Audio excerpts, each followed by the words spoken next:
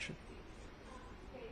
Hi, Assembly Member. Two questions. Very quickly, the first is about your free bus proposal. Have you made any inroads funding for it? And if you wanted to speak briefly about why buses, I know sometimes they're overlooked in these larger transit plans. And my second question is President Trump's Homeland Security Council today just discussed you as a national security threat and suggested the federal government to take action against you. I guess this is off of what the president said yesterday. Do you plan to take any steps to shield yourself from aggressive oversight? That could happen, and if so, what are they? So I'll start with the buses.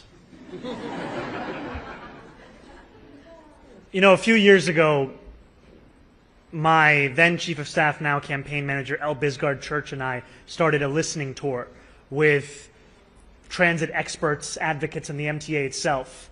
And it was in a meeting with senior officials at the MTA where someone remarked to me that if you really cared about equity, you would focus first on the buses. And it was a suggestion, and I took it to heart, because what it spoke to is the fact that bus riders are disproportionately working class across these 5 boroughs. There are more than 1 million New Yorkers who ride them every day. And these are the slowest buses in the country. When I am late and I'm getting off of the train and I'm walking up the steps, I'm walking faster than that bus. The average speed is 8 miles an hour. In parts of Manhattan, it's lower than 6. And what New Yorkers deserve is a way to get around this city that makes sense. And they deserve a system that is reliable, that is safe, that is efficient. And as an Assembly member who, alongside the Deputy Majority Leader Mike Gianaris in the State Senate, won the first fare-free bus pilot, we saw that in making a bus free, it wasn't just economic relief. It was that ridership then went up by up to 38%. It was public safety, as assaults on bus drivers went down by 38.9%. And it was also a question of the environmental impacts, as 11% of new riders got out of a car or a taxi and got onto the bus. One of the many things that makes me proud to be a New Yorker is public transit. And as I speak to New Yorkers across the 5 boroughs, I hear their desire for world-class public transit. And to make a bus free is to take one significant step towards that.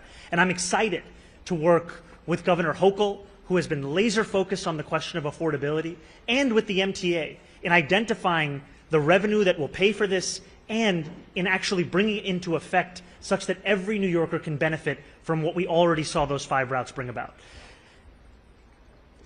Yesterday, Donald Trump said that I should be arrested. He said that I should be deported. He said that I should be denaturalized. And he said those things about me, someone who stands to be the first immigrant mayor of this city in generations, someone who would also be the first Muslim and the first South Asian mayor in this city's history. Less so because of who I am, because of where I come from, because of how I look or how I speak, and more so because he wants to distract from what I fight for. I fight for working people. I fight for the very people that have been priced out of this city, and I fight for the same people that he said he was fighting for. This is the same president who ran on a campaign of cheaper groceries, who ran on a campaign about easing a suffocating cost of living crisis. And ultimately, it is easier for him to fan the flames of division than to acknowledge the ways in which he has betrayed those working class Americans, not just in this city, but across this country, and the ways in which he continues to betray them. Because we know that he would rather speak about me than speak about the legislation that he is shepherding through Washington, D.C. Legislation that will quite literally take health care away from Americans. Legislation that will steal food from the hungry. Legislation that looks to build upon one of the largest transfers of wealth we've seen in recent history in his first administration and do it once again for the very Americans who already have enough. We should be fighting for those that do not have what they need to live a dignified life. That is what I will do, and I am thankful to have the protection and to have the support of so many New Yorkers who have stood up and said how unacceptable this is, including our governor, including members of the labor movement.